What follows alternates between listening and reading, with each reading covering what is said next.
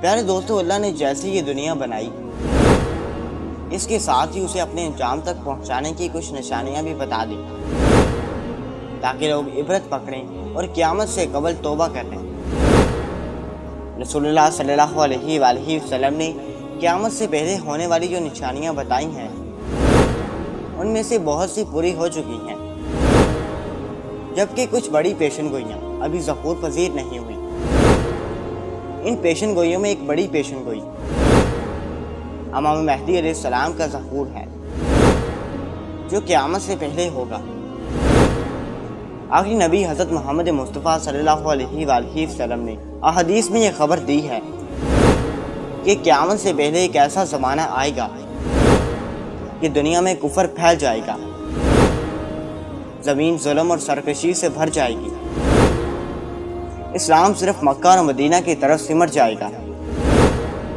اس وقت نبی کریم صلی اللہ علیہ وآلہ وسلم کی بیٹی سیدہ فاطمہ کی اولاد میں سے ایک شخص پیدا ہوگا جو زمین کو عدل و انصاف سے بھر دے گا، جن کی حکومت تمام روئے زمین پر ہوگی۔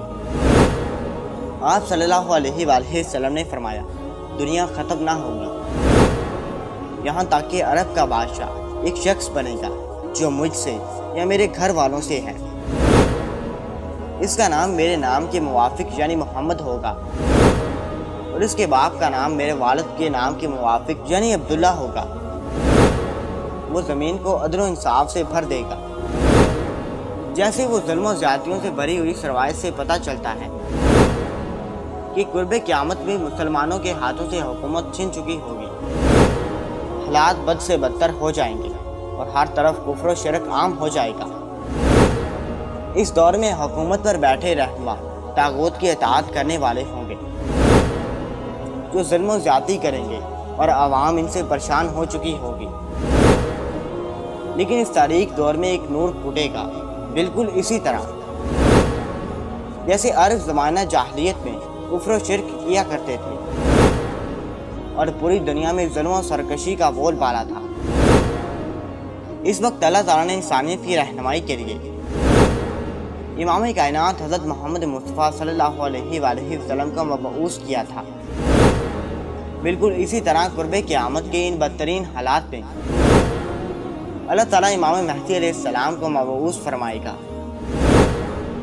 لہذا حضرت جابر بن عبداللہ رضی اللہ تعالیٰ عنہ سے روایت ہے کہ رسول اللہ صلی اللہ علیہ وآلہ وسلم نے فرمایا، وہ وقت قریب ہے جب عراق والوں کے پاس روپیہ اور گلا آنے پر پابندی لگا دی جائے گی۔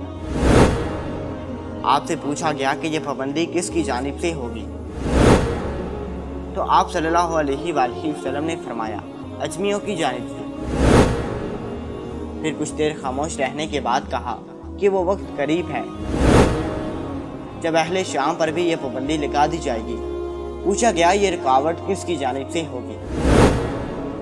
آپ صلی اللہ علیہ وآلہ وسلم نے فرمایا، اہل روم کی جانب سے۔ پھر آپ نے فرمایا کہ میری امت میں ایک خلیفہ ہوگا جو لوگوں کو مال و زر بھر بھر کر دے گا اور شمار نہیں کرے گا۔ آپ نے فرمایا کہ اسلام اپنی پہلی حالت کی طرف لوٹے گا، جس طرح کی ابتدا مدینہ سے ہوئی تھی، یہاں تک کہ ایمان صرف مدینہ میں رہ جائے گا۔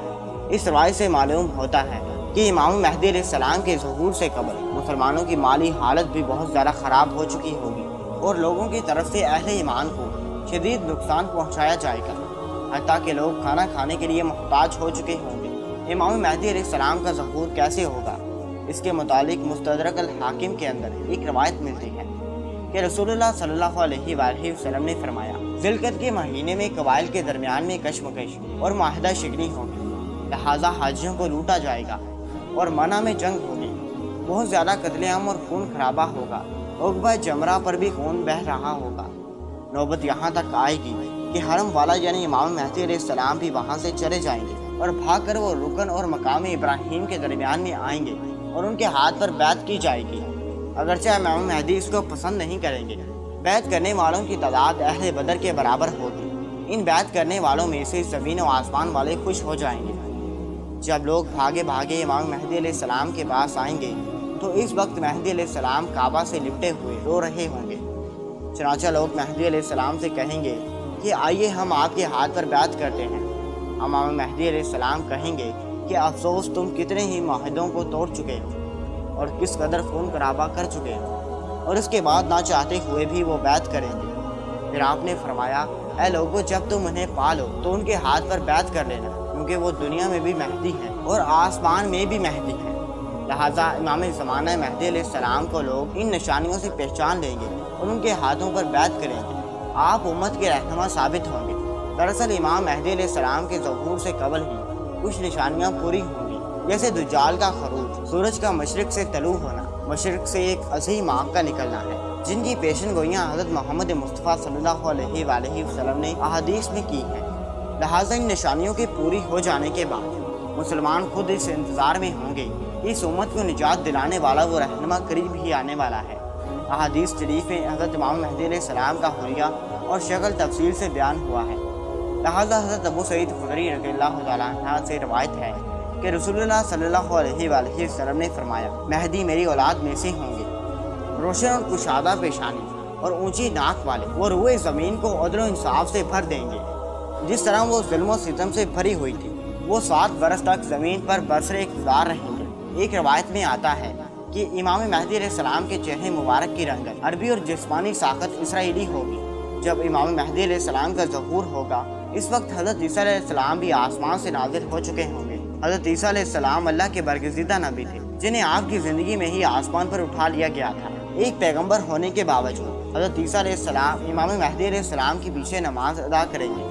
लिहाजा रवायतों में आता है कि सुबह की नमाज के वक्त दमिश्क की मस्जिद के मशरिकी मीनार पर ईसा अलैहिस्सलाम नाजिल होंगे। वो इस वक्त देखेंगे कि हज़रत इमाम महदी अलैहिस्सलाम नमाज शुरू करने वाले हैं। इमाम महदी भी महसूस करेंगे कि ईसा अलैहिस्सलाम का नज़ूल हो चुका है। लिहाजा इमाम महदी अलैहिस्सलाम पीछे हटेंगे ताकि ईसा अलैहिस्सलाम आगे आकर इमामत करवाएं।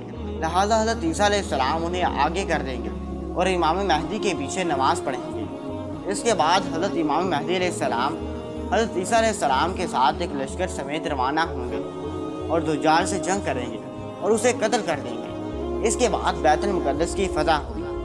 प्यारे दोस्तों, अगर आपको ये वीडियो पसंद आई है तो इसे लाइक और शेयर करना मत भूलिएगा। और अगर आप हमारे चैनल यानी फरहान बाबू पर नए आए हैं तो हमारे चैनल को सब्सक्राइब करते हुए हमारी यूट्यूब फैमिली का हिस्सा बन जाए, ताकि हमारी हर नई आने वाली वीडियो का नोटिफिकेशन सबसे पहले आप तक पहुँच सके। अल्लाह मेरा और आपका हामी नासिर हो। खुदा हाफिज़।